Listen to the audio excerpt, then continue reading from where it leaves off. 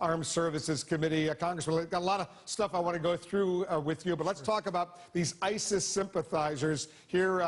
Supposedly they may, this is a repeat, they may have been behind at least 15 airline threats in recent days. This according to Reuters, warning that the flights were carrying some form of chemical weapons. And as you know, on Monday, two U.S. F-15 fighter jets had to escort one of those planes coming into New York.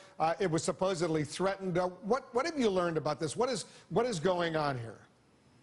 Well, I think there's two things, one of which is very, very troublesome, and that is that there may be a real legitimate threat on any one of those airplanes. The other is economic chaos, concern, and fear that they're trying and successfully breeding all across the United States with these threats.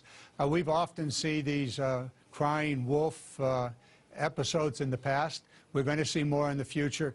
But then we have to be very, very careful that there really is a wolf or not out there. And I don't mean you, Wolf, Blitzer. Yeah. But we're concerned about this. So we need to be aware of what is happening.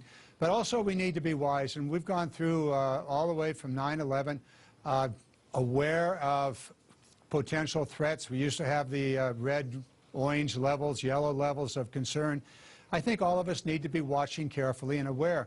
And, yeah, we're going to see these kinds of threats coming down in the future. Because the question is, and it's a significant one, are these threats against these airliners coming in mostly from overseas flights coming in? Is it just simply a hoax or whatever? Somebody think it's fun to get everybody crazy, if you will, and get these F-15s scrambling as these planes come in? Or are they testing to see how it unfolds in case they're plotting something a lot more sinister? Do you have a sense of what's going on in this area right now?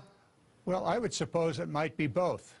Certainly by putting in a false threat, that creates concern. That makes everybody scramble. It upsets the normal system.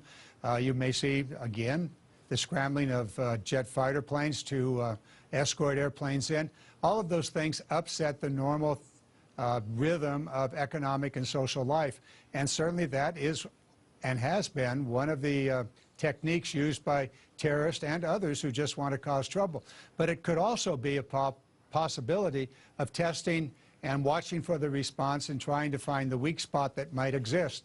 And so from our point of view, we need to be very much aware of what we are facing on the military, on the police side, and on the various intelligence agencies. And if it is a hoax, somebody thinking they're having some fun, they should be fully aware this is a crime. They could wind up spending years in jail if they do this. So they should. This is not simply having some fun at the expense of the United States military or whatever. This is a serious potential crime. You're going to go to jail for a long time if you're caught doing this. Congressman, there's a Georgia man who pleaded guilty today for providing support to ISIS. He was arrested at the Atlanta airport after he purchased a ticket to fly to Turkey. How will the FBI change the targeting of these individuals based on these most recent developments? Because it seems almost every other day or so, somebody is being picked up in the United States for trying to hook up with ISIS. Actually, that's a very good thing, that we're finding them, that we're picking them up. There may be some that slip through. But what we do know is that they are in communication. We discussed some time ago the way in which it often happens with the Twitter account. That is perfectly legitimate for the police agencies, FBI, NSA, and others to monitor those. Those are open source. Gather up the names of the accounts and the individuals, and then proceed to watch them, quite possibly with an appropriate court order.